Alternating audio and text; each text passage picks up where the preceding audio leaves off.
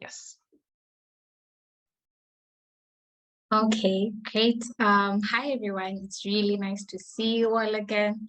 I'm super excited for the second live session. For those who have not met us yet, in case there's anyone who's not met us yet, my name is Gathanga. Like Nadine said, I work alongside my colleague, Anna. I'm mostly concentrating in brand research.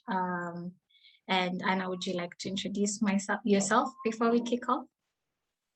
Sure. My name is Anna Miltenberg. I'm a brand developer. I started my career as a designer, became a creative director and a strategist. My last role at an agency was at Interbrand, a really large global agency. And 7 years ago, moved to Kenya to start a training company specifically around building brands for social change. And we're really excited to work with you, with all of the entrepreneurs in the justice space. Wanjiru is going to lead the session today, but I'm going to step in as soon as we start talking about your homework. Okay, great. So welcome again to today's session, and I'm just going to jump right into it. So for today's session, we will be covering the second and third steps in our brand building journey. So during the last session, we kicked off using the back of the napkin brand strategy, and we also got to take a look at the UK brand Farewell, which is what we used for our case study, and which helped us navigate the back of the napkin strategy, as well as our introduction to the brand thinking canvases. So in step 2, we're going to go back to our assignments, which Anna is going to help us review, looking at how we can give shape to our canvases and develop our prototypes. And then the second step is going to be the testing, which I'm going to take you through. And then we're going to look at what comes beyond that and have a Q&A session. So this is a sum up of today's agenda. We're going to kick off with a warm-up exercise to get us in the mood, get us working on the brand thinking canvas. Then we're also going to have the agenda wrapped up in that, which is what we're going through right now. Then we're going to start off with the first half of the session, reviewing our assignments from the last session. And if we see the need, we're going to also create breakout rooms and look at how we can further work on our canvases. Then we're going to take a 5-minute bio break. Then we're going to move on to the second half of the session, which is going to have 30 minutes of testing. Then we're going to have a 25-minute Q&A at the end of the session. If we don't have any questions, we're just going to jump right into the warm-up exercise. My screen is minimized as I'm sharing my screen, so if you feel the need to jump in, feel free to unmute yourself. But if you share something in the chat, I might not be able to see that. So hopefully Nadine can flag that for me. So for today's warm-up exercise, we want to really get into the mood of the brand thinking canvas. And we are going to do that through a warm-up exercise that we really love at the Brandling. And so this is the happy sponge exercise. So how does the exercise work? So we have a make-believe brand of a happy sponge. Look at this sponge. That bright yellow is bound to put a smile on your face, I hope. And so we are going to split up into groups of G, and we're going to create a brand thinking canvas together for the happy sponge. So the first group is going to work on the core of the brand thinking canvas. They're going to help us fill that out. We've already provided the brand essence. So group 1 is going to be working on the mission, the vision, the values, and the brand promises.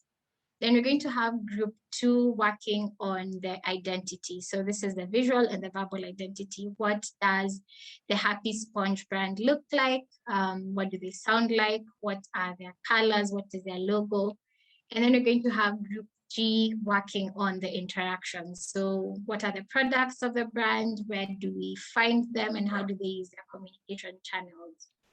So we're going to go into breakout rooms that are going to help us work on this exercise. I'm just going to stop sharing my screen and also share the Miro board link to the board we're going to be using for this exercise, which is the same board we've been using for assignments. And then I'm just going to bring everyone to me. So here's the link.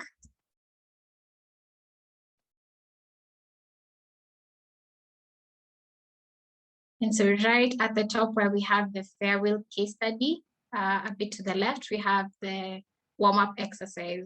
And so for this exercise, we want you to go really out. We want all the magical and unique things you can think of for this happy sponge. For the identity, we want to see all the wonderful things you can think of. And we want to have a bit of a warm feeling because this is a happy sponge. It's a bright and yellow sponge with really unique properties. And our brand essence is happy homes. So this sponge makes happy homes. So it has to be a happy sponge. Are we ready, 10? Yes, I have shared the Miro link. Okay, I will open all the rooms now. You should get a prompt to join your breakout room.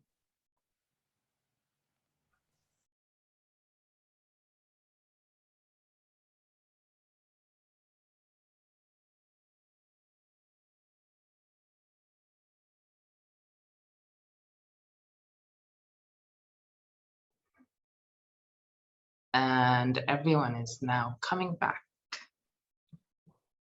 Here we are. Welcome back.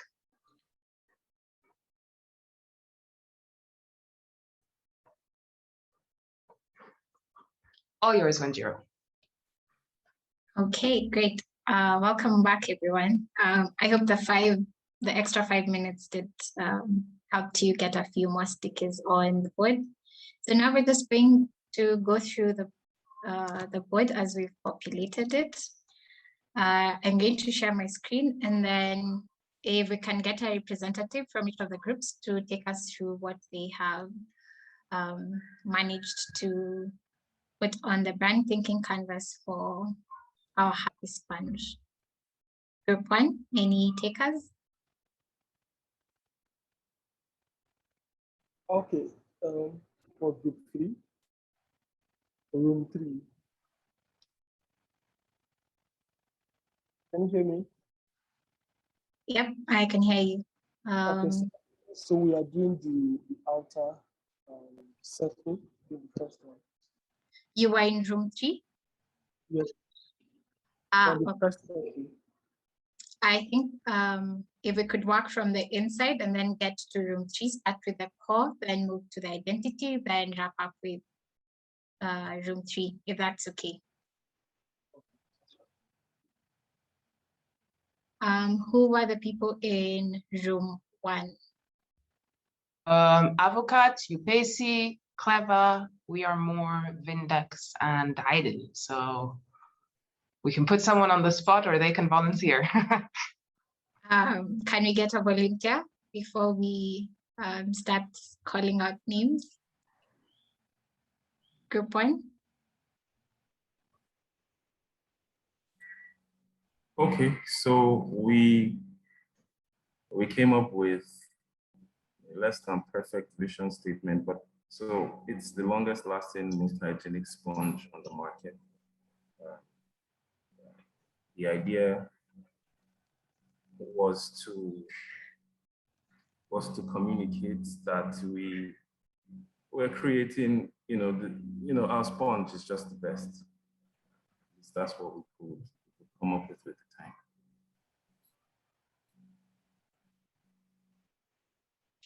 And tell us about your mission statement.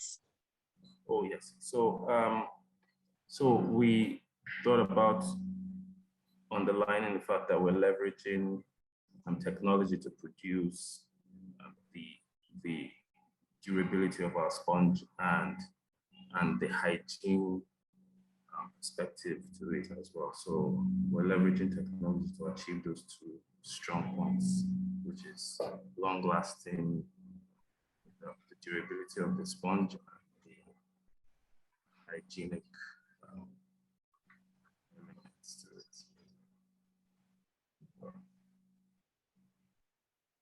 Okay, and then for your values, I see you choose quality and excellence. That's correct. And I'm guessing the time was not enough to get to the promises.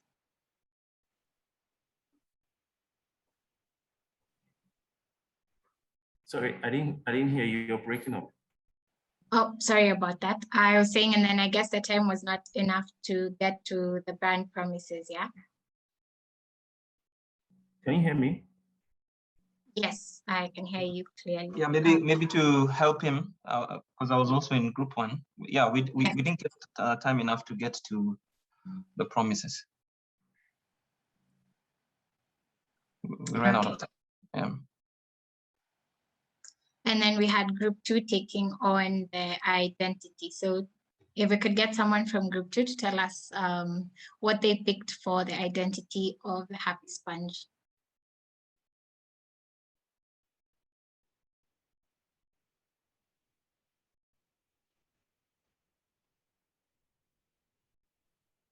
So I see here in group 2, we had Know Your Rights Africa, Kanuni, Clarity App, and Eric from Upezi also.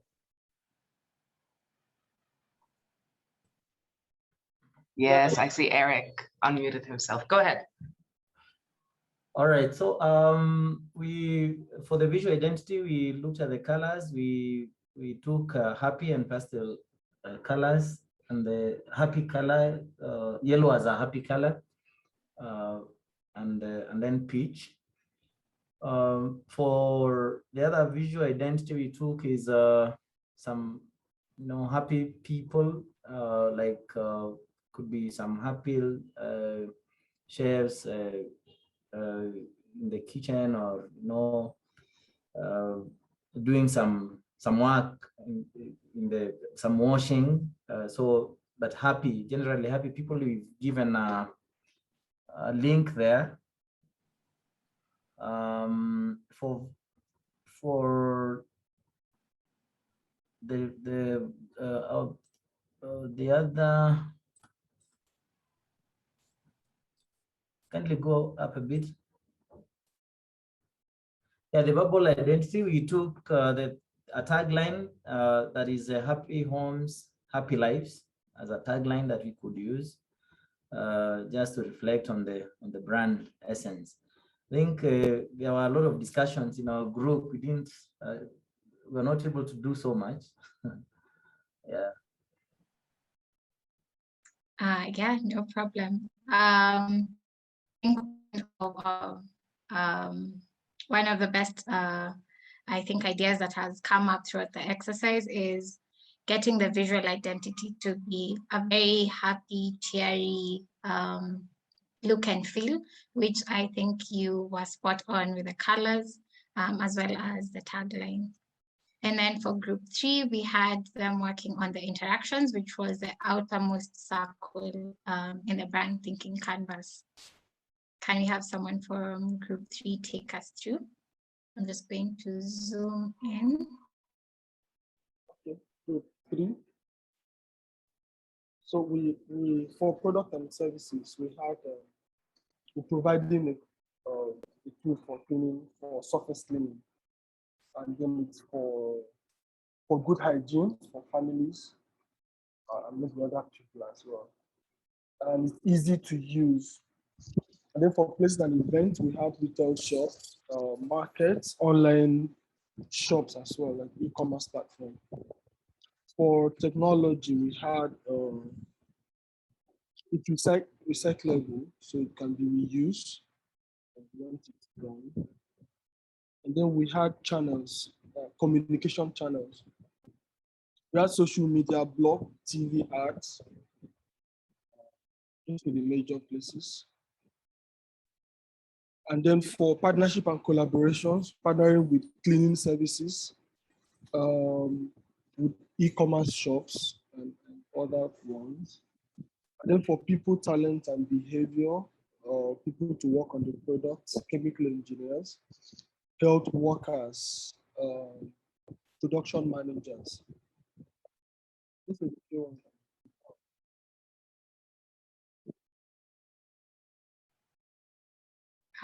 Great.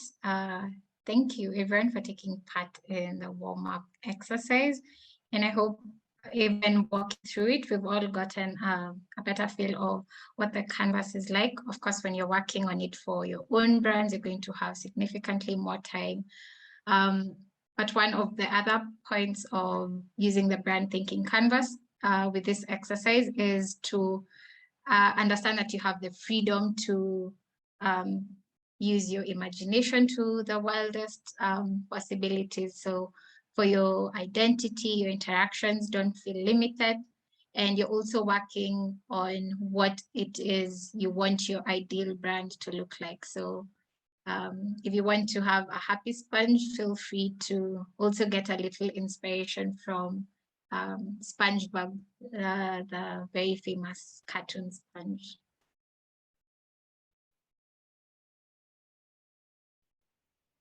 Okay, so I'm going to stop sharing my screen and then move on to the next step.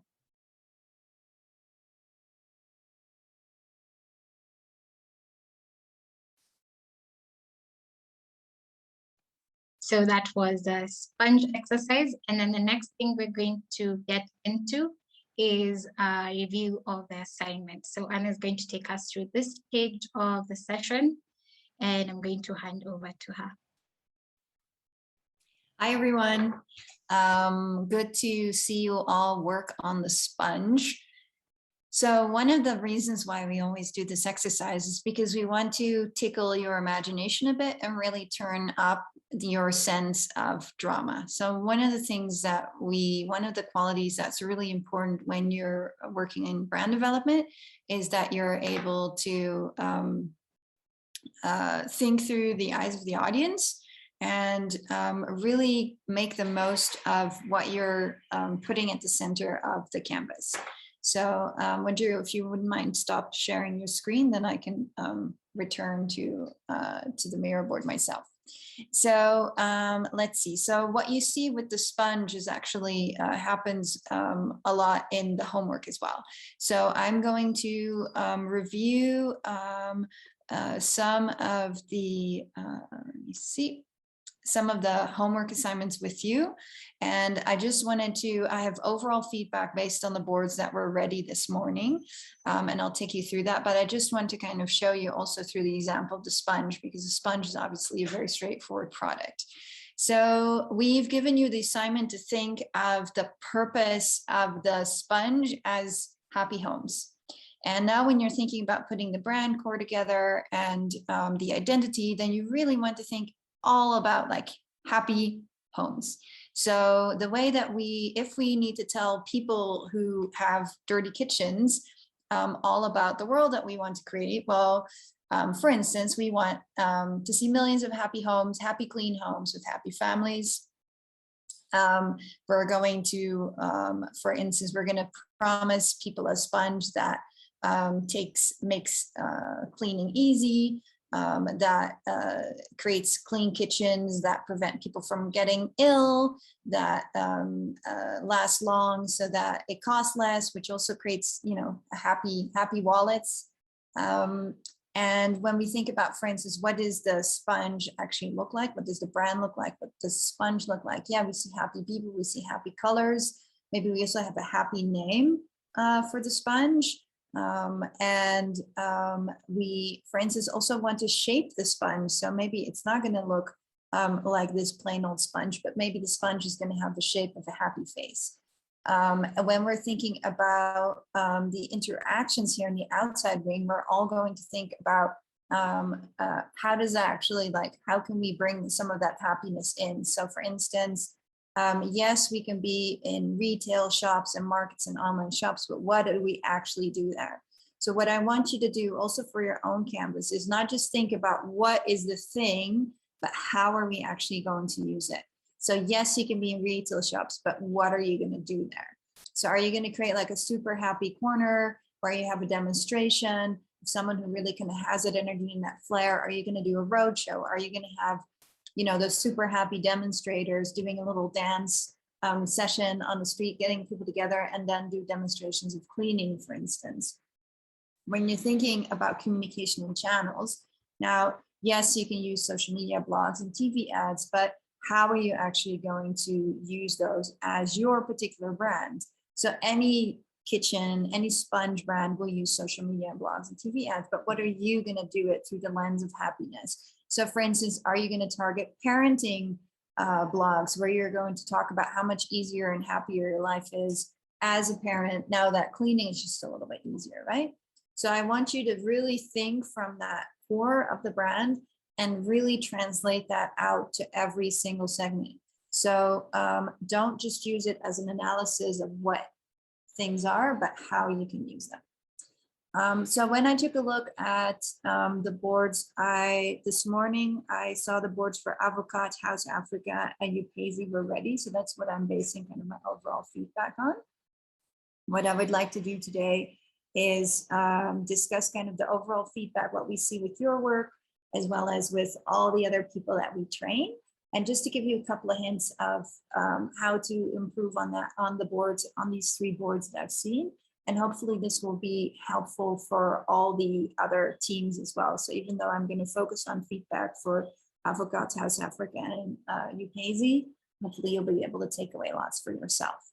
So you'll be able to find my overall feedback just underneath the sponge exercise. So this goes for all 3 of the brands and for everyone else who still has to do the homework.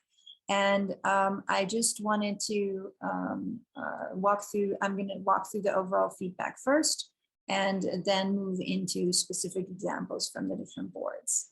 So do we have Afriîkanə, House Africa, and Upezi? Do we have those teams here? Okay, perfect. Thanks for completing the boards. I know it's not easy, and you guys are super busy. So thanks for completing that. And for everyone else, of course, this board is going to be available to you for as long as you need it. So feel free to work in it based on hopefully some inspiration that you get in this session. Okay, so the overall feedback, when we look at the canvas, we start at the essence. So if you worked first on your on the napkin, then you've written down a brand strategy in 1 sentence, and you thought about what's the impact that you want to see. So when you then go to the essence of the canvas, the essence is really that purpose, that impact in a really short statement. So when we talk about essence, think of the happy sponge whose purpose is to create happy homes. Really think if you can look at your purpose and try to phrase it from that perspective as well. So for instance, there was one example, Africa's most reliable personal safety digital platform. It's very much a description of what the product is. Now, if the purpose is for everyone to be safe at the push of a button, for instance, can we use that as a starting point so that you're not just describing the product, but really what it's supposed to do for people. Now, the second big thing that we see with almost every entrepreneur is that you create a brand framework from your own perspective. So as the makers of these products and services, you really kind of, you have your own perspective of the problem. But what's really important is that brands look at the world through the eyes of your audience. And that means that you don't speak about your customer, but you need to speak to your customer and with your customer. So what are the words that they use and understand? So if you look at language like, hey, to demystify and quicken the process of securing legal services for all situations, that's of course a really accurate description and a clear description from your perspective as the entrepreneur. but there's very few people who wake up in the morning and think like, hey, if only I could, someone would demystify and quicken the process of securing legal services for all my situations. Like no one wakes up with that phrase in their head, right? I'm not saying that they should, but what do people feel like? Hey, I need a lawyer who speaks normal language, who can get me a divorce settlement, who is affordable and can make it happen fast. That's the kind of language that people think in. And so to be able to appeal to people at the moments where they have issues and they need to recognize you as the party who delivers that value to them, they need to be able to relate to you reflecting their problems back at them. So for instance, when you talk about the bits at the core of the brand, what's a vision for the world that they can relate to? So for instance, if it's about my safety, I can, for instance, as a woman, I can walk home safely at night, or as the head of the household, I can rest, have a good night's sleep because I know someone will be here if there's trouble at the push of a button. If you're talking about mission, so how do you work towards that kind of vision of safety, for instance, that in a way that your stakeholders, your customers understand? And the third thing that I think is quite important is that the brand promises, so all those little dots around the core, we really like to think of them literally as wedding vows. So just think about this as you and your customer standing at the altar, and you promise them a couple of things.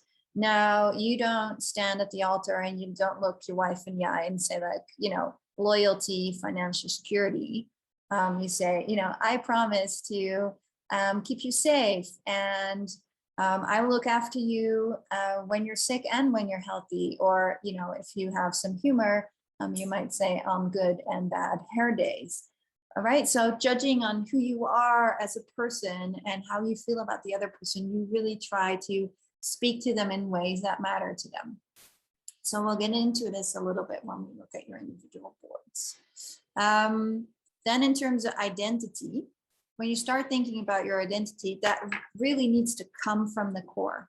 So what we often see is that the core is not connected to the actual identity. So when you talk about, this is just a random example, not necessarily related to any of the brands here, but for instance, so if we talk all about safety, now what do we need to see in order to actually feel safe? So what are the colors, for instance, that give us that sense of security?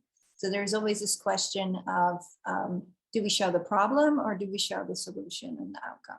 So do you show people happy at home, doing the things that they love to do without worrying, or walking on the street without worrying, or do you actually show like your product, which is a service of the safety that's being delivered? So again, we'll discuss this in individual cases, but I think it's really good to think about what could you use and leverage of that brand core. So if you already have a visual or verbal identity, of course, that's just something that you have to work with. But it's always really good to check. So if you're saying like, well, the main point that we offer is simplicity, and yet, ease of use, and yet I have a very complicated interface with lots of graphic elements, and I have lots of things that look super technical, then that is visually not representing that simplicity and that ease of use. So that's really why this canvas is created the way it is. Like, these are all corresponding layers. And as I just mentioned about the sponge, so it's important when we think about interactions that you just don't describe like what this is, but how we use it. Yes, I know that Twitter and Facebook are channels, but what are you going to do with them? And for instance, what are the places and events where people can meet with you and connect on your purpose? So as I discussed earlier, so if you have a sponge and you know that people who clean, for instance, let's say, the people who are in charge of the household, they go to market on Friday. So I'm going to be at that market and I'm going to be doing my demonstrations there, and I'm going to have a very energized, happy team. So it's about what you do with the channels.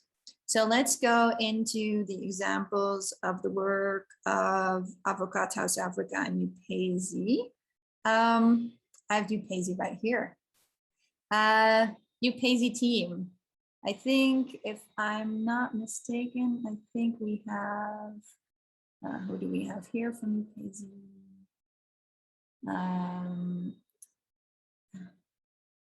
If the Upezi team can identify themselves.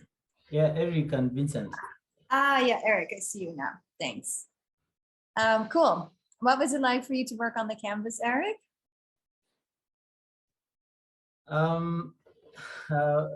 Quite mind stimulating. Okay, it was our first time to do it, so I expect quite some feedback from it. But it opened up our minds a bit, quite a lot actually, on some of the things that we even overlooked as we started the business. For example, I was unable to connect our colors with safety and security and all that. Yeah, so I think it was a great challenge for us to think on various aspects of the business. So the feedback is critical for us in terms of building a better brand. Cool.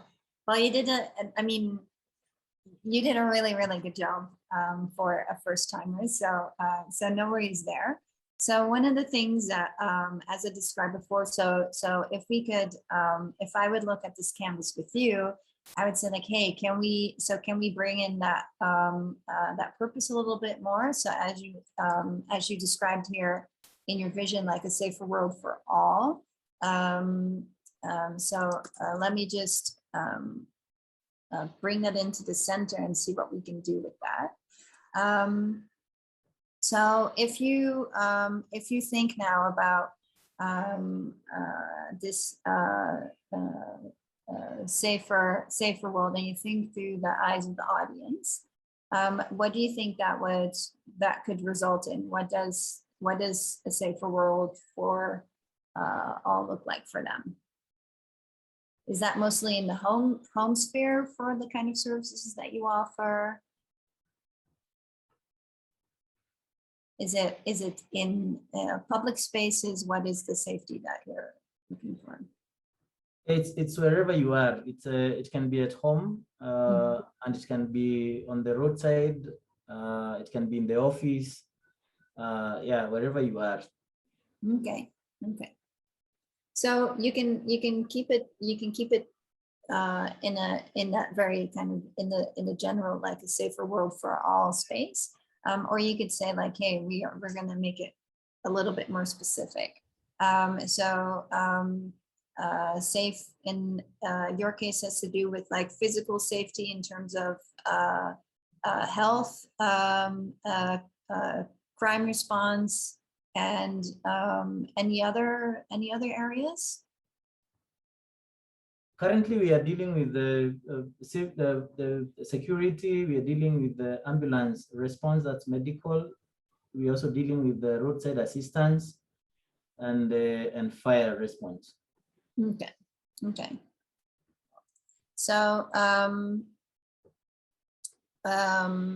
and this is in which country are you currently active, or is it across the continent? No, currently we are just in Kenya. Okay. Yeah. Okay. So if we would say like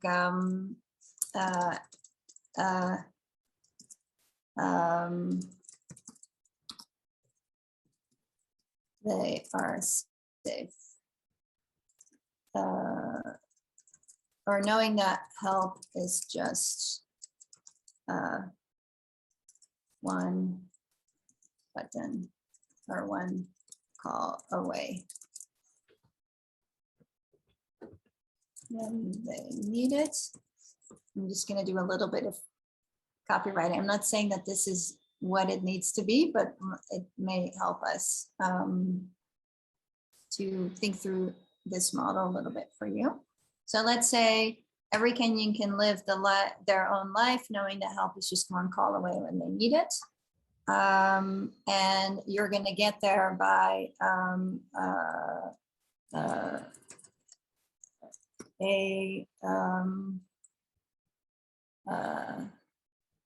it's a safety and emergency response service that's affordable for all. And that's, I guess that's always a question of like how affordable, but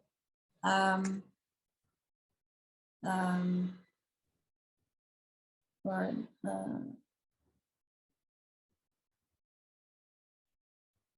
so now when you think about brand promises, so let's say you and do you have a kind of idea of who your typical client is?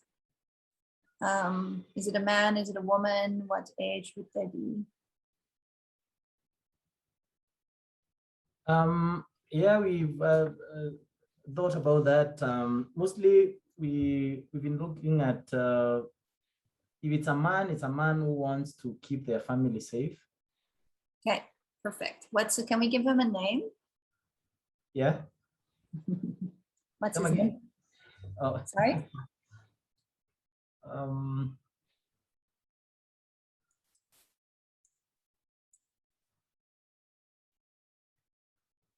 You want a real name?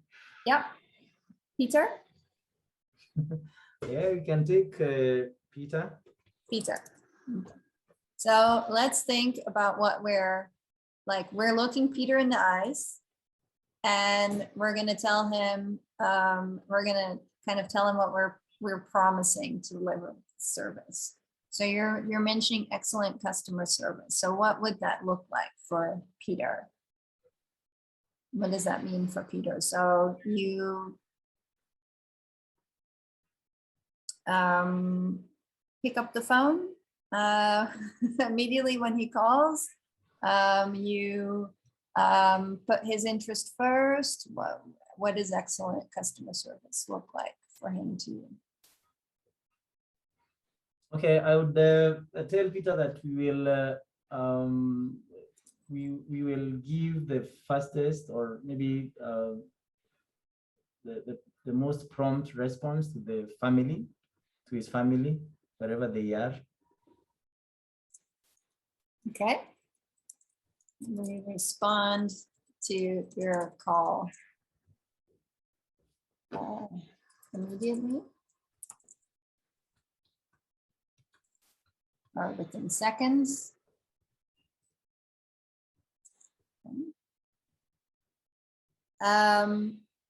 When you talk about affordable services, so what does that mean? So for him, okay, we are looking at because right now finding emergency response services is only accessible to a very small percentage of the people, and it's quite expensive. So we want to make it more affordable for Peter. I mean, yeah. Peter can be someone who is like a middle class right now. They are not able to install the alarm systems in the house. We are telling them it's affordable because there are no installation charges or cost. Yeah. And even the monthly subscription is much lower than what is existing right now. Okay.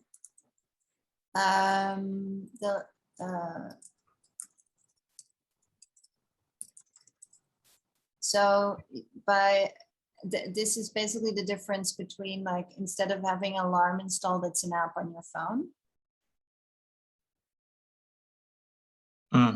Yes. Okay, so we use an app instead of expensive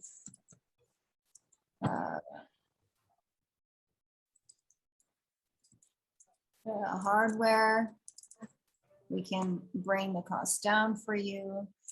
So you mentioned wide coverage. What does wide coverage mean? Like in any neighborhood, in Peter's neighborhood? Or Maybe just to open a bit Yeah. from again, Vincent. So what wide coverage means to us is we work with quite a number of service providers in emergency services. So both in security, roadside assistance, ambulance, and fire. So the fact that we have this pool of service providers gives us the coverage as opposed to one person just being covered by one service provider. So if you look at security, where we have close to 10 providers, that guarantees our customers a country-wide coverage, as opposed to if they had one provider who would then just cover them in certain areas and not, you know, yeah. Okay, so it's on the road, kind of while you're traveling, it's at home. It's Yeah. when other people.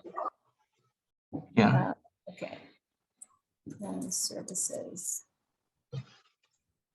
So there's the aspect of both at home and on the road, and what Vincent is talking about, having many providers. And so wherever all those providers are covered, then you are covered, because Yeah. we make them work together. Yeah. Yeah, I don't know how would you advise that we bring that out, because one thing that I believe makes us stand out is the fact that we are one of the only platforms that has managed to aggregate all these service providers on a single platform. Yeah. Yeah. Yeah. Yeah. So I think that's a really important one. So definitely you want to make sure that people understand that this is in all kind of cases. So in the that needs to come through in the value proposition when you're presenting it. I think that's really good. So this maybe comes back again to that like idea of like that one button that you push in all moments where you are facing some kind of safety issue. And I think the way, of course, technically it's correct that you're saying like, hey, we're more helpful than everyone else because we bring it all together. But I think the way that you would first tell people about it is that it's that when the thought you want to plant in your head is like, whenever your safety is at risk, you press the button. That's what this brand stands for. So whether you fall off your bicycle, someone's breaking into your home, that's the brand that you need to have. Yeah. So I think first establish that in people's heads. Okay. So yeah, so as you're going through these brand promises, so basically I would encourage you to think like, okay, how would I explain it simply in a kind of a single short phrase so that people understand that? You don't necessarily need to use these as messages very specifically, for instance, on the website, but it is very handy to just keep them in mind because they will work both, you'll use them both in your communication and advertising, etc. But also you need to make sure that they actually are properly integrated in the product and service itself. So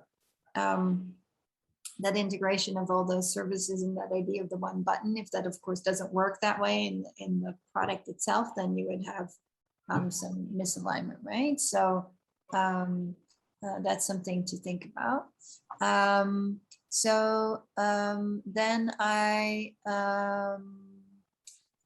for the visual identity, I think you have just some like good standard elements mapped out here. So I think in terms of the verbal identity, I would say, this angle of keeping your family and your loved ones safe. I think that's of course the right angle. It'd be interesting to think about how you can make that a little bit more appealing to a person like Peter. So if this is a product that's for a much wider audience, then can you give it a lot, let's say not the kind of market that the more expensive companies are going for? Can you give it a little bit more personality? a guy like, you know, if I drive down the road in Nairobi and I see all the ads for all the advertisements, all the companies feel the same. Like I cover the logo and all of them promise me, you know, all the health insurance promise me good health and, you know, savings for my child's education, but can you give it a little bit more personality? So I think by speaking the language of people like Peter, you could become a brand that they can really relate to. I think that's always a challenge with safety kind of products in the safety space, but it's something that you could play around with. So what's like literally getting into the language that Peter would speak when he describes about keeping his family safe. Then for the outside ring for interactions, for instance. So if we're thinking about Peter, so what are the places and events that we might find Peter where we can actually talk to him? So is he someone who we can find at markets? Is he someone we can find through SACCOs? Is there some kind of event? Are there church events? Like what are events where people like Peter attend where you feel like it's actually like a great place to talk about safety? Do you have any ideas in mind?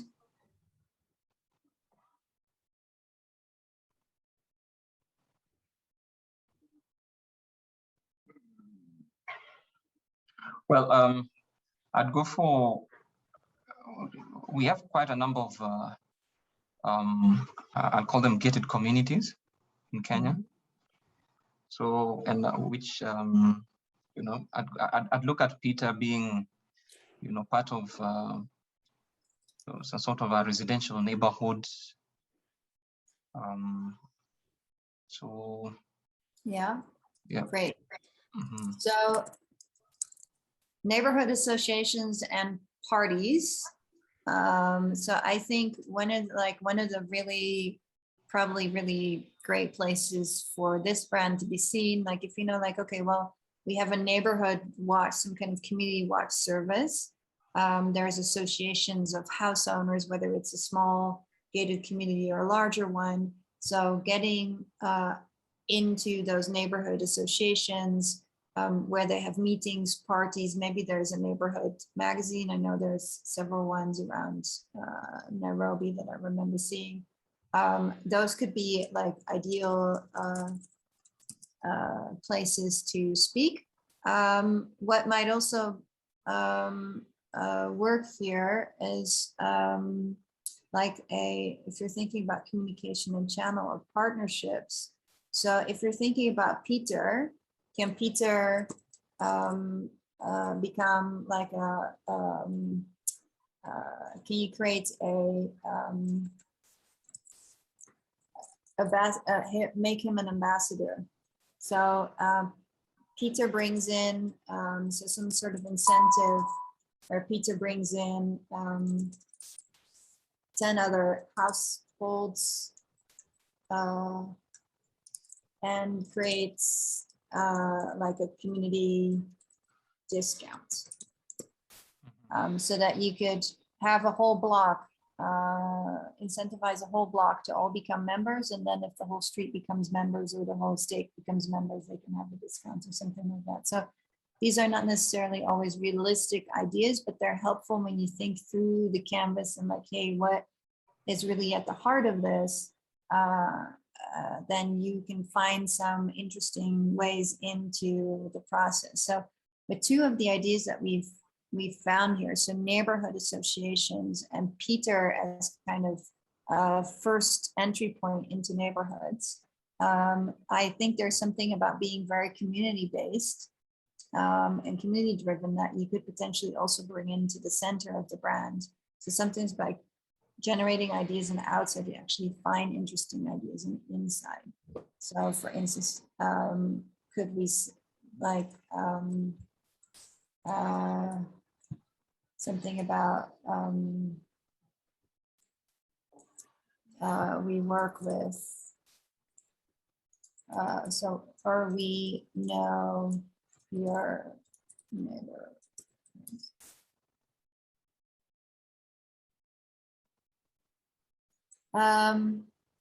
Cool. So hopefully that will give you some ideas of like how to develop more ideas through the canvas and see how you can bring this to life. I think for everyone who's here today, I think it's just it's good to know that like you create a canvas, you create a version 2, you create a version 3. Eric and Vincent, I hope that was helpful.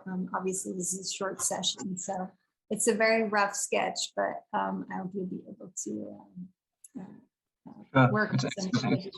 Yeah, Definitely helpful. Thank you Yeah? very much. Cool. Yeah. Yeah. thanks, and that was insightful. Thanks. How's Africa? Let's see, we're getting a few more thoughts. Yeah. Hey, Ndi Freke. Am I saying that correctly? I'm sure I'm not. Got it correctly. Okay, cool.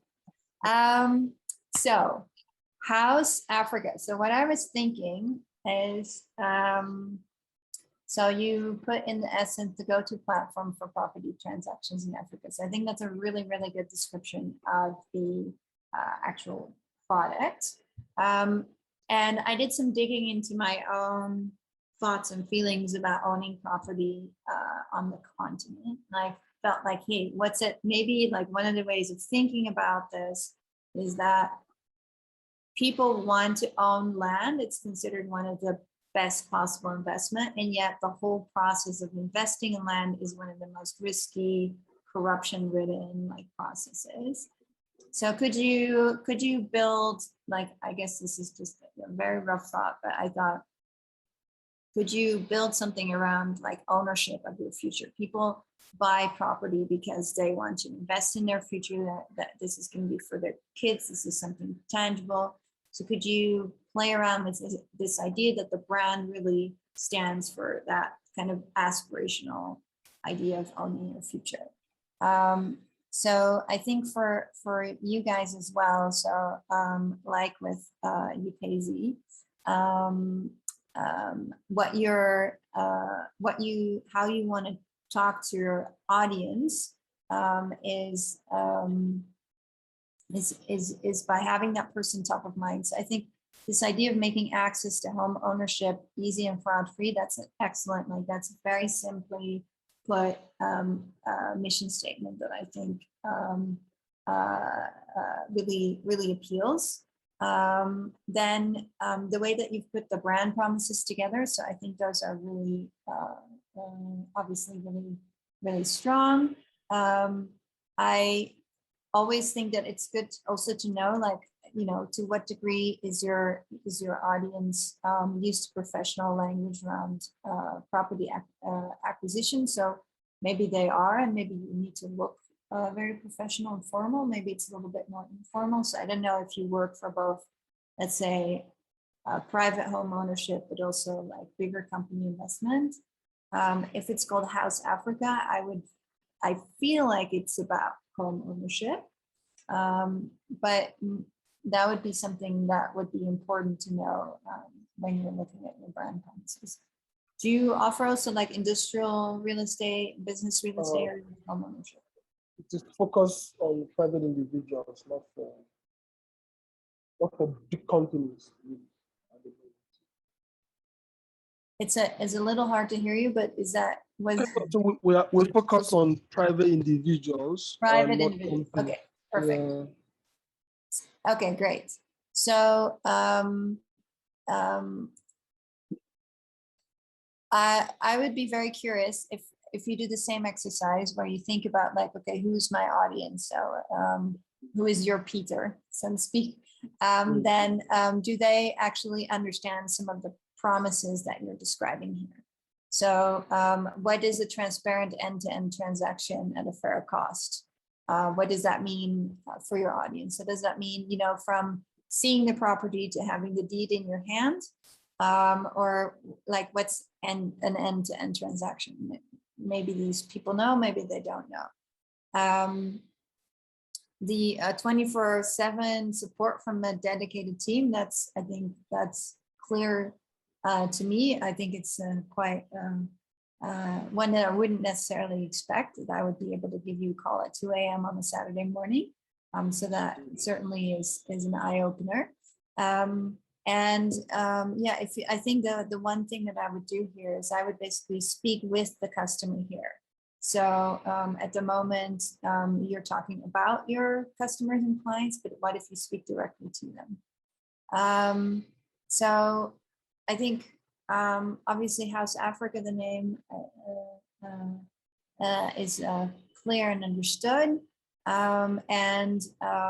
If you, for instance, say like, okay, we want to tap into that aspirational sense, then the idea of owning your future is something that you can really bring out in your photography, in your tone of voice, so that you speak to that aspirational person who wants to own land and who wants to own their own building, and you can talk to them through that lens.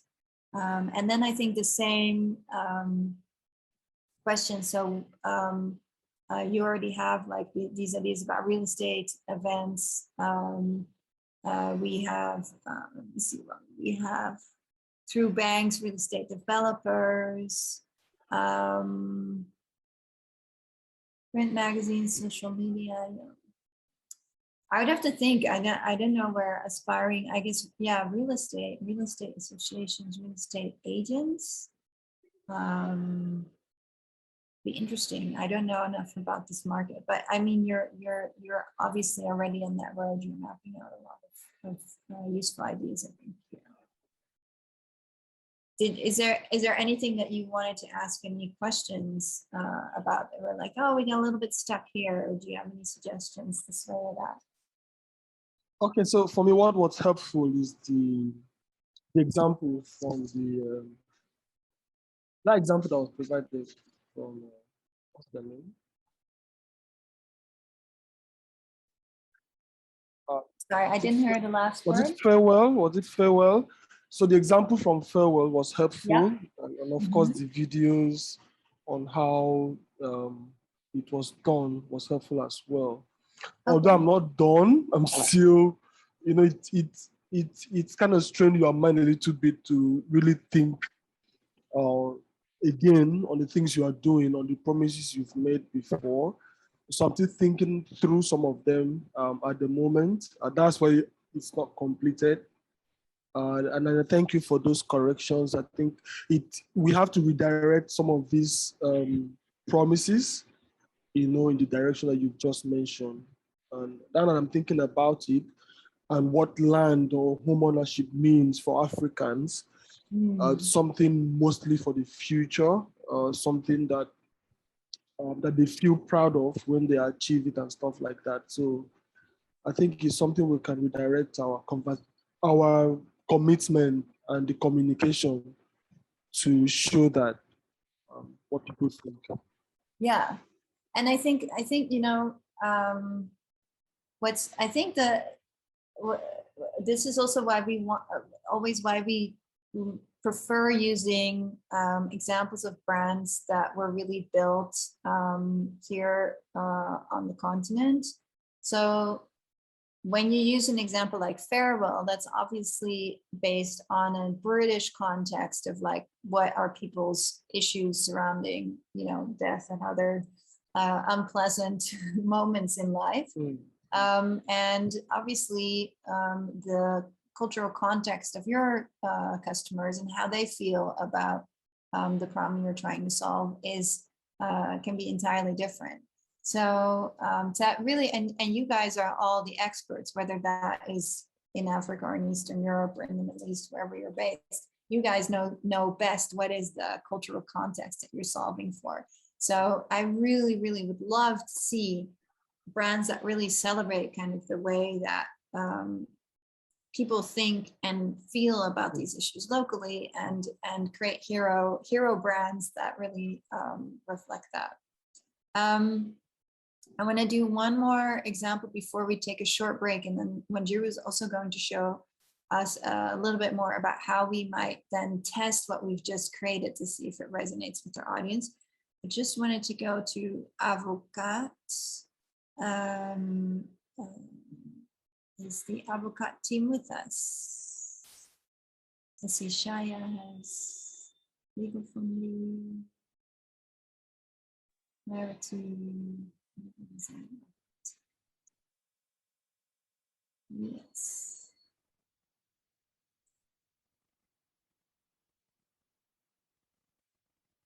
Is someone from the Afriîkanə team here? Yes, I am present. I hear you very faint in the background. Oh, okay. Ah, William, there we go. Hey, William. Hi. How Allow are me you? to switch microphones, please. I'm very Okay. familiar. That's okay. I can hear you. Cool. Yes. So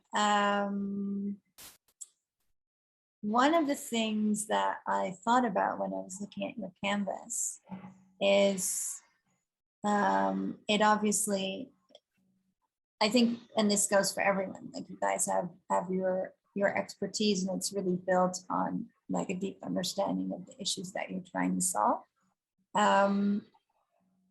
For me, one of the issues around that I always hear people mention is that not only is it a total pain to get justice, like it's a total pain to get a lawyer and get a fair price. So like the whole space of legal services feels like it's one big pain point. And so obviously what you're doing is kind of simplifying that.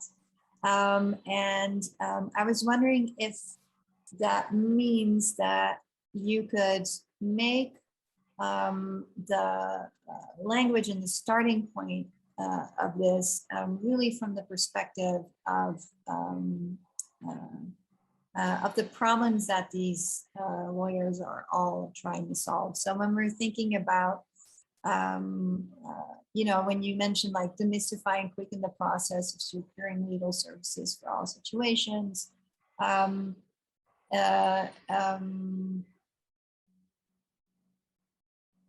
if I would like, what would that phrase look like if I would think about it through the eyes of your audience? So could you give me, maybe William, could you give me an example of like who is your audience? Is it a man? Is it a woman? What would their age be? Obviously they could be anyone who needs legal services, but let's think of your typical customer.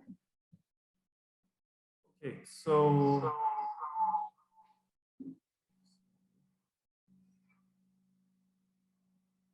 all right. Okay, so we are focusing on, so we have two primary services. One is an emergency SOS service, basically, and the second is legal consultation. So for the emergency services, we are narrowing down on individuals whose professions expose them to potential human rights violations, if it be from the government or, so we're talking about activists, investigative journalists, and the rest. And then for the legal consultation, we're looking at SMEs and also individuals. They would fall between the age bracket of, say, on the low end, 25 to 55 on the high end. So, yeah, I think that is a broad representation of our targets. Okay. So let me just, let's think of an activist. We have a famous one here in Kenya, Boniface. I'm just gonna name our activist Boniface. So if we, what are we promising him?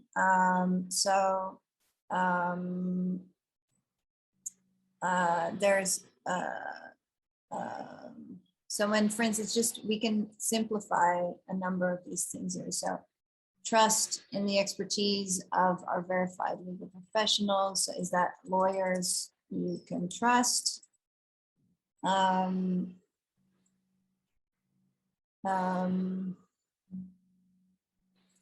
Short response time, obviously, like these are things that are relatively straightforward, maybe to simplify a bit.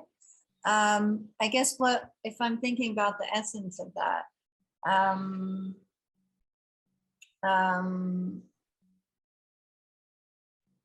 this is,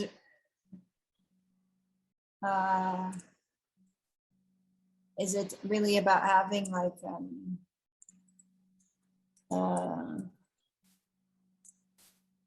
is it about having the law on your side? Or some way of framing the fact that you actually, like, from the activist point of view, like, have, instead of always being on the opposing side, having it be on your side. I wonder if there's something there. So I think making the search for legal services as easy as 2 taps on the mobile device. So that's, I think that's a really good one. Then I'm thinking about what are ways to bring this out. So you have, there's obviously some urgency around this, right? So this is a kind of a life or death situation potentially for activists and a journalist, I'm assuming. So the red feels like the right color scheme for this. I don't know if that's why it was chosen, but it feels like there's some urgency. Exactly why it was chosen. Yeah, yeah.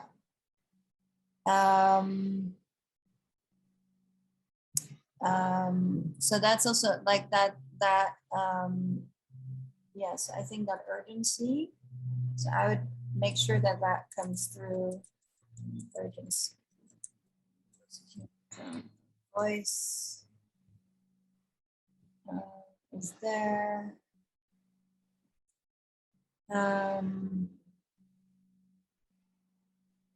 So places and events. So when you start to think about how do you translate that to get outside. So obviously, I mean, a very simplistic way of thinking would be like, okay, well, you need to be flyering at human rights demonstrations, or but do you have any ideas of like how you, like, what are the places and events that you might meet these people, and how you might use your channels, for instance? So we just joined the CPJ, and if we've applied for, I mean, so what we're trying to do is we're trying to align ourselves with bodies that take care of the individuals that we're looking to protect. So Yeah. if CPJ covers journalists, so hopefully we can get notified about some of their events and then participate and begin to network in areas like that. Yeah. But Right. we're still really trying to find out at this moment, and we're going to allow the market teach us where to go. Yeah. So I can imagine that, for instance, if there is a particular event around which there is coverage on social media, that could be something that you can latch on to as a brand. So if there's some sort of protest around a theme, you can do a call to action for activists who get in trouble. If there is particular events like elections, for instance, is that something that you can provide content around? If you're saying like, hey, you know, for journalists, you can do, for instance, online events about how do we, you know, or summits about, you know, how can we protect journalists and activists around the election time? Is there kind of, are there some ideas around that maybe? I think that makes sense. And the elections are coming up next year, so great timing. Yeah, elections.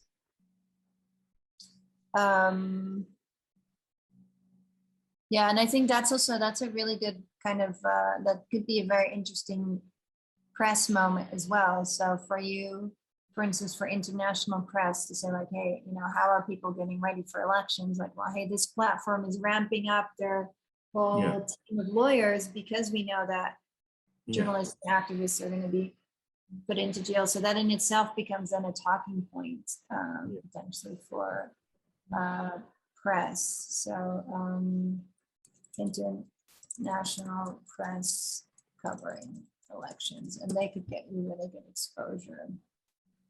Okay, yeah. So I think you have everything set up for success on this board, William. I think it's just it's really a matter of like thinking through like how do you kind of turn up the volume a little bit more on that idea of simplicity and urgency, and I think then you're there. Yes, thank you very much. Cool. Great. I know that I went slightly over time. We were supposed to have a short bio break before Wanjiro was going to take us through the testing process. What do you think, Nadine? Can we do a little short 5-minute break before will we have another half hour after that? Yeah, I think let's do it. Let's do 5 minutes. I'll play some music in the background in the meantime. Please stay online, and we'll call everyone back as the song ends. I'll choose a song that's exactly 5 minutes long. Thanks. Of course.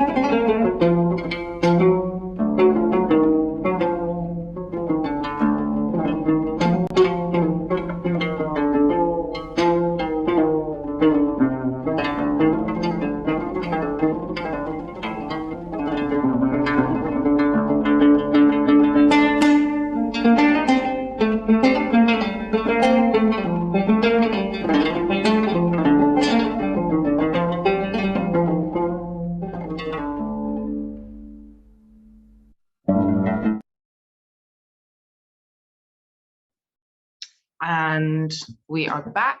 It is now 11:41, and I'll pass the floor over to you, Wanjiro. Yes. So welcome back, everyone. I hope with the videos off, everyone is back in the room with us. So the next step is going to be testing, which I'm going to take you through. And before we get started, and when I share my screen, I wanted to see how many of us have run any tests on our brands as they are currently. So this could be talking to your customers, interviews, feedback forms. Do we have anyone who's run any tests on their brands?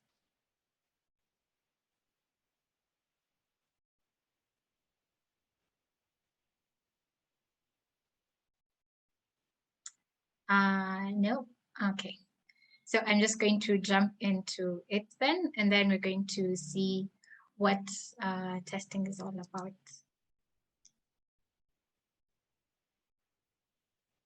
Okay, so the testing step. So the first thing we're going to look at is, why do we think that testing is an important step in your brand building journey? So for us, we find testing is really important, and why we do it is because it helps us understand how our brand is perceived by our target audiences. So this is measuring, is what we are putting out, what our audiences are perceiving. And so it also helps us measure the strength of our brand. And in terms of strength, the metrics we look at to help us understand whether we have a strong brand is our brand clear? And so by clear, we mean do people understand who we are and what we do and who we're talking to? Is the brand compelling? And so this is a question of whether people are instinctively, whether people immediately want to interact more with our brand, learn more about us and what we're doing. Are we memorable? So what is the level of recall people have of our brand? Do they remember us? Do they remember the interaction they had with our brand? And we also measure whether the brand is unique.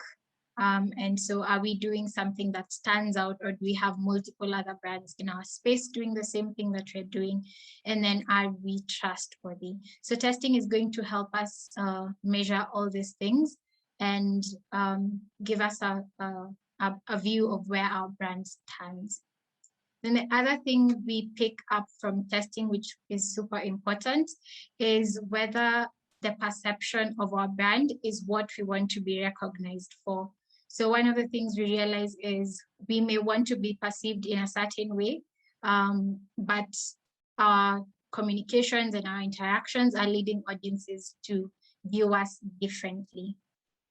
And so one of a great analogy of this for me is an example. I remember having a conversation with Anna about this a few years back. I don't know if she remembers this, where I had a question about, you have a brand and you want to be thought of as a lion, but people think of you as a very large household cat. And so when you have such a situation where you've tested your brand and this is the perception you have, but then this is a perception you want your audiences to have of you, but then what they think of you is slightly different. And so this is not a bad thing, because you're pretty close to what you want your audiences to think and feel about you. So like in this picture, so there's a cat and there's the lion, and it's not too far off, but there's still a bit of refinement that we need to put in to align what we want our audiences to think and feel about us. And so from the last session we had, and from the review we've had with the first part of today's session, we have seen that we've already gone into our brand strategy. So you've created your brand strategy on the back of the napkin, and you have an idea of the role you want brand to play. So you know how you want brand to help you build a relationship with your audiences and what you want them to think and feel about you. And in the example of Fairwill, the case study we used, for them, they wanted brand to help their audiences think that the process of making a will is quick and easy and affordable, and that it's for the everyday Brits, and it's not something that is out of reach for them. Then we've also gone through the brand thinking canvas. So you created, you have created already, or you're in the process of creating the ideas of your messaging and identity and interactions using your brand thinking canvas. And so these two things are going to help us create the prototype that we're going to be testing. And so when I say prototype, we need something tangible that we can put in front of our audiences or the people who are going to be helping us test our brand. And so one of the ways we can test our brand is by having by creating a prototype that we're going to put in front of people. And so this could be our website mockup. If your brand is already existing, there are very high chances that you already have a website or some communication materials that you've used in the past. And if you're in the process of creating your brand right now, you are going to also need something you can place in front of your in front of your audiences.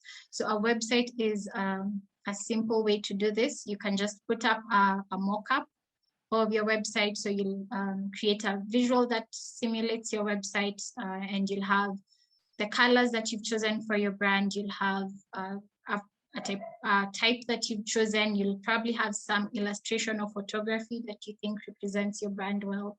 You might have a logo or some idea of what you want your logo to look like. And then you'll also have a few elements of your verbal identity. So this could be messaging, your tone of voice.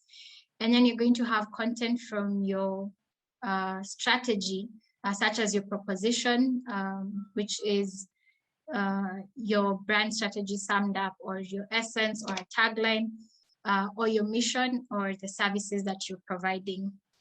So you could use the information you've created in the first two steps to create a mock-up of your website if you don't have one already, or you could also create a mood board, which would just be a few elements of your visual and your verbal put together, and then you're going to use this as your testing prototype.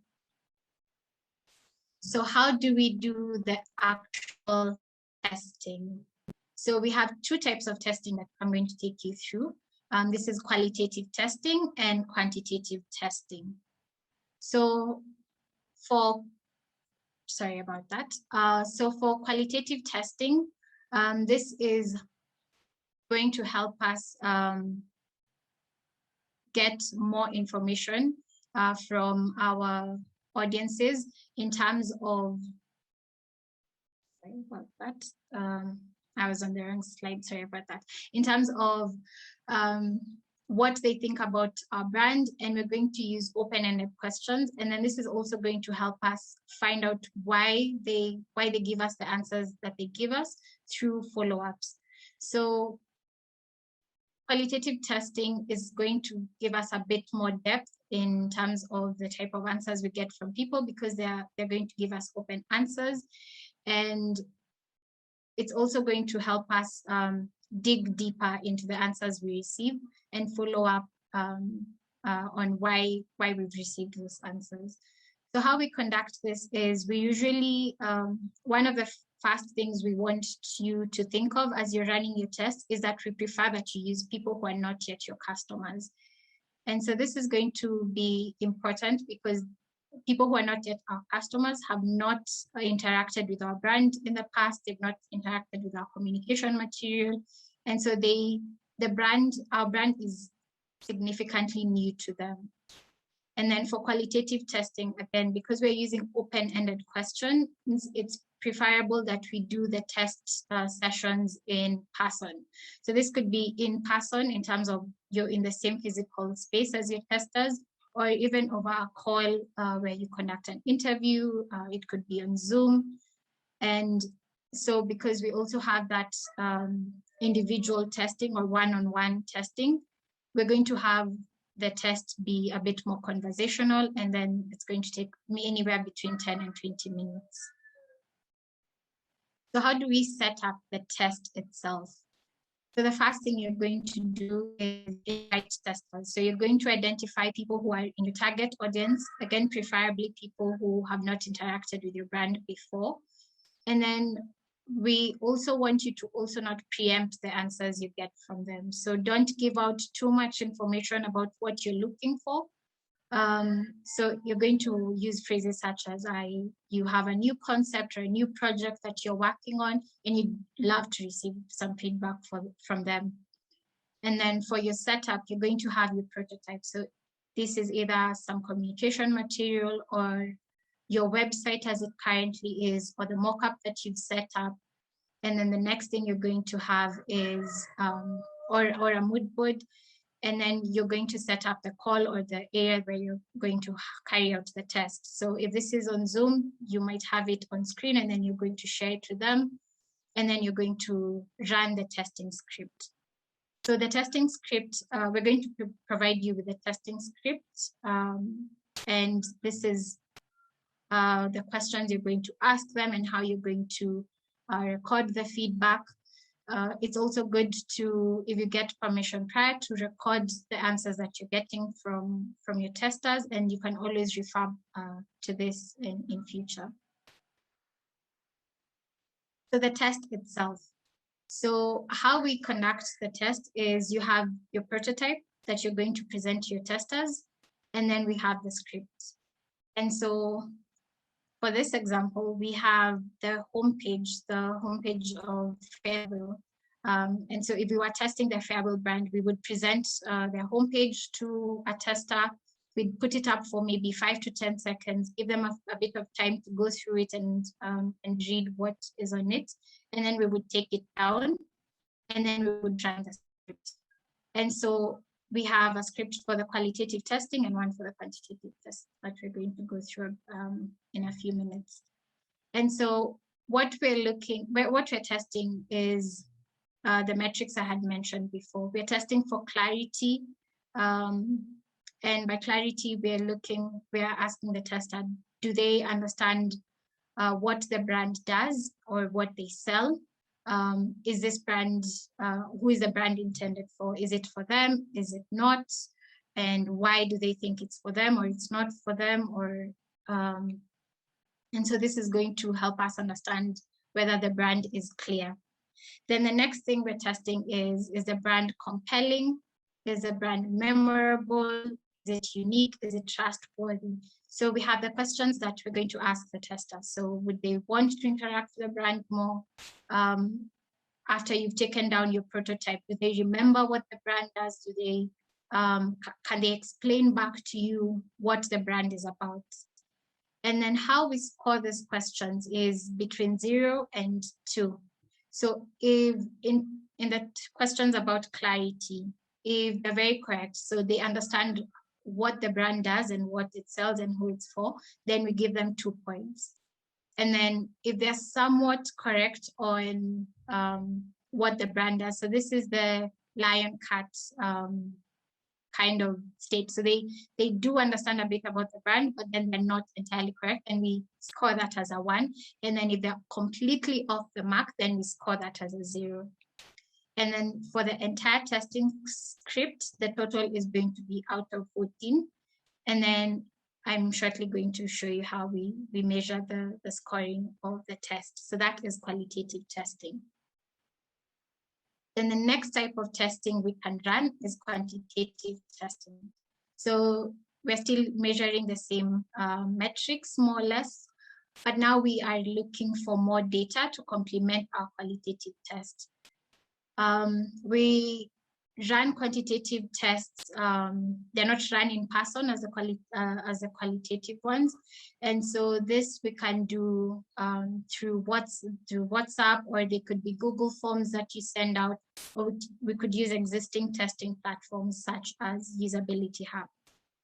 Again, we're preferring to use people who are not yet our customers, so they do not have the bias that they have interacted with us before. They are not well aware of what our brand, of who we are and what we do. And because this is not conducted in person, we can increase the number to 20 or 40. But if you have the capacity to run a test with larger numbers, by all means, feel free to do that. And so again, we're going to make use of our prototype. So we're going to present the prototype. So this is your page mockup or your mood board to your audience, and then we're going to run the script. Then for the quantitative script, we're testing clarity. We're also testing for uniqueness and trustworthiness. And then we're doing the same thing. Do your testers understand what your brand does or what it sells? Do they understand for whom the brand is intended? Do they know other brands that offer the same product in terms of uniqueness? So how unique is your brand? Does it stand out? Do they know more people who are doing the same thing or in the same space? And do they trust your brand to interact with them and also potentially become customers? And so we score this in with the same scale from 0 to 2. So if your tester is very accurate on what your brand does for clarity, then you give them a 2. You score that as a 2. And if they're somewhat correct, we score that as a 1. And if they're completely off the mark, again, we score that as a 0. And then we're going to tally this up, and then we're going to see how the brand scores. And for quantitative testing, we rank this out of 10. And so how do we interpret our results? So we had the qualitative test out of 14, and we had the quantitative test out of 10. So we group this in terms of 3, we divide the score into 3 sections. So we have lower scoring results, then we have results that are scoring somewhere in the middle, and then we have results that are scoring very well. And so if your brand is scoring between 0 to 6 in the qualitative test, then it means that there is a bit of a disconnect between what your strategy is, what you want to be perceived, how you want your audiences to perceive you, and what you're actually communicating and what they're receiving. And so this means it's time to revisit your strategy and kind of trace back and find where the disconnect is and see how you can resolve that. Then if you're scoring between a 6 and a 10, this is somewhere in the mid-range, then it means you're in that cat lion stage. And so your audiences or your testers are relatively understanding what it is you are doing, what your brand does, and how you want to be perceived, but they're still slightly off the mark. And then now this is the information you use to fine tune. And chances are in the qualitative test, you're also going to receive a bit of feedback in terms of their opinions or why they gave you the answers they gave you. And so that could point you into the direction of what it is you need to refine. Then if you're scoring between a 10 and a 14, it means the brand is in good shape. And you just probably need a few tune-ups and improvement as you go along. And the same thing applies to the quantitative test. If you're scoring very low on this on the scale of the points from 0 to 10, then it means you need to revisit your strategy. If you're in the mid section, then you still have a bit of work to go to get to where you really want to be in terms of your relationship with your audience. And if you're scoring very highly, then it means your brand is in good shape. And so what comes next after receiving the test results? So after you get your results, depending on how your brand is performing, you could either be going back and working on the process again, fine-tuning, Or if you're scoring very well, then the next step could be, if you've been working on a new brand, maybe the next step for you is launch. Maybe the next step is development in terms of your identity or communication materials, working with creatives. And so your test results are going to help you know whether you're ready to take that next step or whether you need to go back to your canvas and your strategy and rework that until your brand is where you want it to be. So that's it for the testing phase. And do we have any questions about testing before we move on to a more open Q&A session?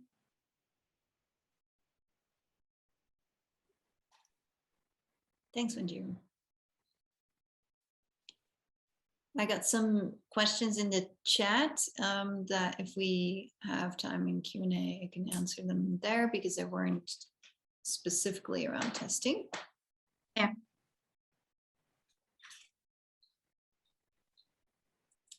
If there's no questions on testing, I'd be happy to answer any general questions. We got a question from Veronique on the difference between mission and vision, which is a very common one. I'll share this tool with you, which has a couple of examples. So the way that we always explain the difference between mission and vision is that your vision is the world that you want to see, and your mission is what you do to make it happen. So let's think about your vision as like the top of the mountain, and your mission is the road towards it. And we have a couple of examples here underneath. So one of the examples that I think always makes mission and vision very clear is the example of SpaceX, which is the space company founded by Elon Musk. So SpaceX wants to see 1 million people on Mars. That's their vision. And how are they going to get there? That's their mission. So they're revolutionizing space technology, which will enable people to live on other planets. So we'll make sure that you get this tool through Nadine. One of the other things that I wanted to make sure that everyone knows is, I know there's a lot of terminology in branding. It can be extremely confusing. So if something isn't working for you, if you're like a mission, vision, essence, whatever, I totally get where you're coming from. So just make sure that you have a clear idea of at least one of the three. So to have a purpose, to have an essence of that purpose to work with, and then feel free to skip over vision and mission if you find it very confusing. What's really important about having one of them is that you need kind of that dot on the horizon to understand what you're working towards, and that's very important also for your customers. So if it's not working for you, don't feel like you have to ace the test by just marking every single box. Yeah, work with what works for you first and foremost.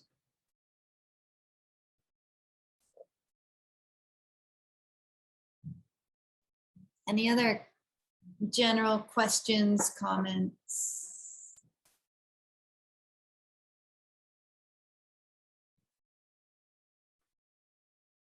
I see Veronique's box light up, but I'm not hearing Veronique. Are you able to hear me now? Yes. Awesome. Thank you so much. I think for us, we did do the homework just for the record. We just had an issue with our board. I don't know about the others that did the homework, but like what we tended to like find is that we always use the same sort of phrase because we have this sort of thing, you know, that I can't see my board at the thing, but for example, our mission, our vision is to make the admin after death process sort of easier for our customers. We have a similar sort of approach as Farewell. But we offer a tool, not a service. And so our vision is to make the admin after death easier, emotionally, financially, practically. But okay, that's the vision, and our mission is to empower ordinary South Africans to navigate through the process affordably and easily and successfully. So the wording sounds very similar. And I just want to find out, like, are we doing it right? Or, sorry, there's just some background. No worries, I can hear you. I think somebody else's mic is on, but anyway, so it's just very, like, we tended to find during the exercise that we kept on saying, you know, of the admin after death process, successfully, easily. And so we don't want to fall into the trap that, you know, it doesn't resonate with the customer, because we sort of in our minds, I think earlier you mentioned that we shouldn't just think about the brand in our perspective, but also look at what our customers are thinking. So that's why I just wanted to find out, like, the difference between the vision and the mission, how to make the mission, I suppose, more practically. But thank you for, I look forward to receiving that that template. And yeah, thank you for the brand testing as well. And from our side, we have been trying to test our brand.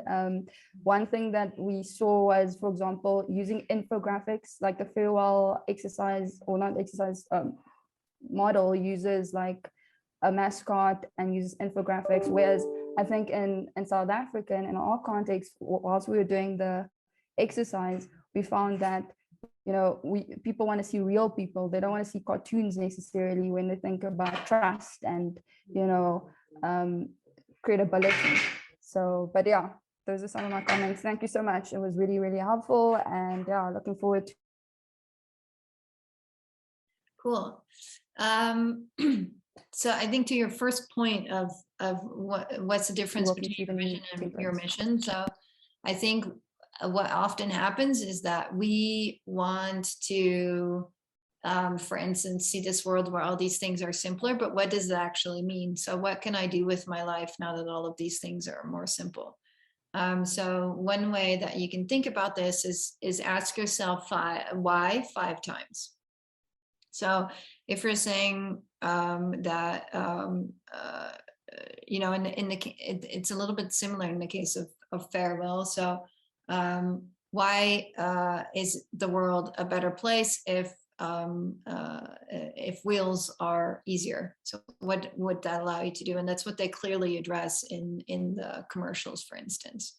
And I think that sometimes we forget about this because if we're experts and we're kind of in the middle of the space, like, okay, but what does this allow people to do? So I think asking yourself why might help you to create clarity there.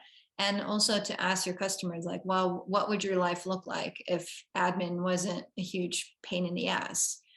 So for me, for instance, if I run a company and I'm spending 12 hours a week on, you know, painful admin, then what would my life look like if I had those 12 hours back?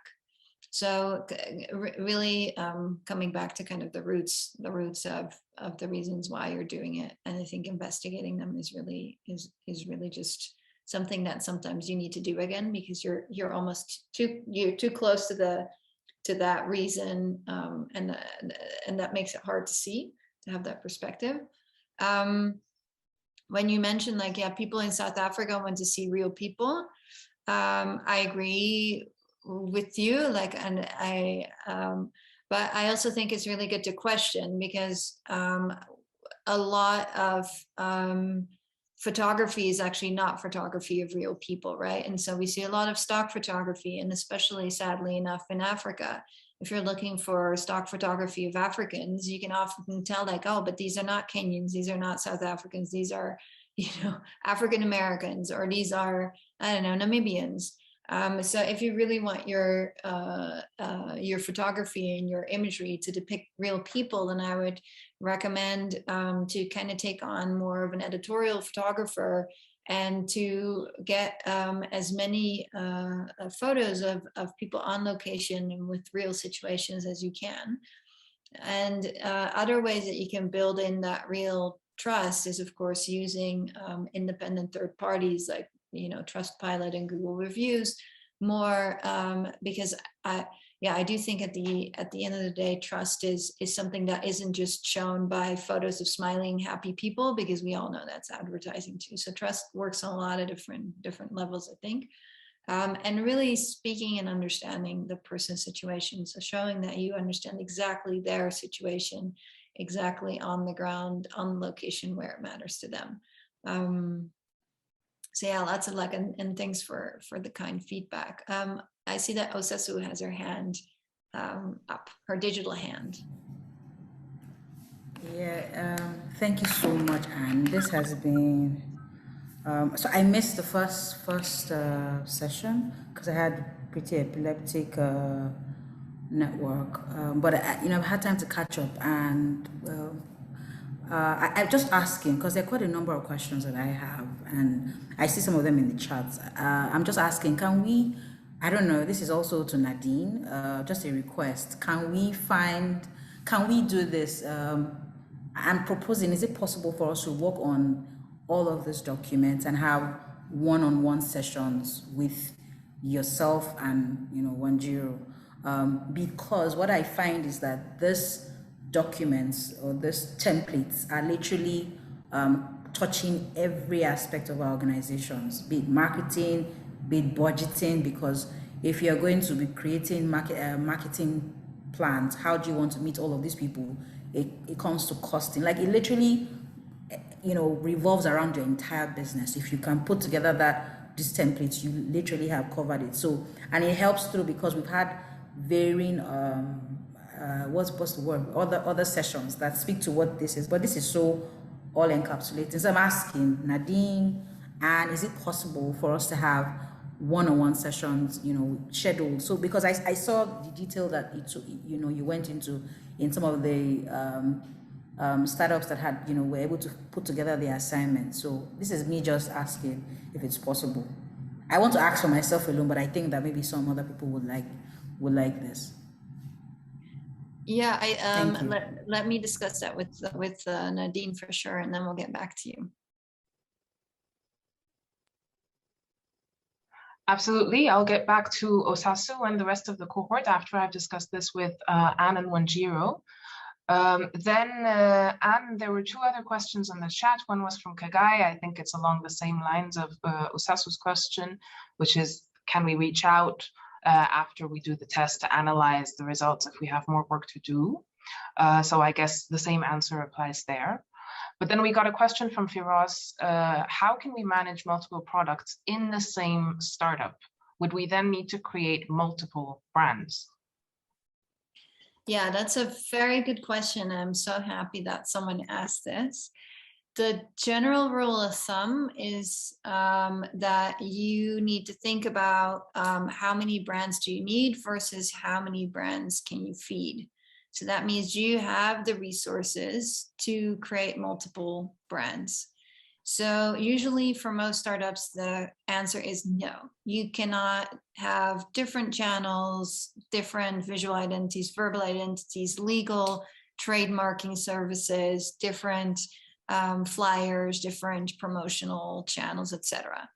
The only reason why I would recommend creating different brands is if they either have a super different audience or it's simply irreconcilable. So just to give you a couple of examples, you might have heard of, I don't have an example here, but Big Pens. That was a big brand of throwaway pens. We all know, like the 50 bob plastic pens. They thought about like expanding the big empire with other disposable products, like for instance, cheap disposable underwear. And it turns out that people don't want underwear from a brand that also creates pens. So that wasn't the right stretch. A similar example is Harley Davidson, the Rebel motorcycle brand. They realized that there was a market for people a little bit higher up, and they created a lifestyle brand around that that included wine coolers. And people who love Harley Davidson generally don't like wine coolers, those little things that you put your wine bottle in, very fancy. Doesn't gel well with the Harley Davidson vibe, so that was a failure. What you tend to see within startups is that if it's the same product and it's the same audience, the same type of product and the same type of audience, is that you can think about, for instance, having different names for the products. So it's really clear that you're referring within the same brand to do two different offers. But I would be very cautious to create labels and logos around it, unless you've really established your main brand, because everything that you do that creates different names and different levels of products, it needs to, again, like, you need to create an entire set of associations around it. So really think from like, what's the best use of the resource, and how can I, with the resources that I have, how can I build maximum recognition? So if you, for instance, have like, let's say you're all about safety at home, and now you also want to tackle safety on the road, and those are two very different things, but it's still targeting the same people, then I would say you have one brand that does safety for everyone. But if you really think about like, well, the people who need the service at home are very different, then for instance, the safety on the road is for SACOs and bus driver organizations. That's an entirely different audience. Then you could start to consider creating a different brand for it. But generally, we see more problems being created by multiple brands than by sticking to the same one. So thank you, Anne. I unfortunately don't think we have time for more questions, but you and I are going to talk about whether it is an option for our innovators who might want to dive a little deeper into how they can work on and build their brand, whether they can connect with you and 1Giro. I see for us also thanking you for that answer there. So with that, we have gone a little bit over time. Like I told everyone in the chat, maybe 30 minutes ago, we needed 15 extra minutes. Thank you everyone for joining us. And before you go, if you could stick around for a few minutes while I play the final song and play us out and fill in the feedback form, which I posted in the chat and posted again and now. Your feedback is always very valuable, not just to us, but also to the trainers and the experts that we bring on board. So we'd really appreciate if you do that. And as always, very, very soon, so within the next 48 hours or so, I'll be adding the recording of the session as well as the presentation and the survey and the scorecards to WorkPilot, where you'll be able to find them. And other than that, you know where to find me. Feel free to drop me a line if you need anything. Thank you. I'm still here for 5 minutes or so. We'll play one last song. Thank you, guys. Lovely to meet you.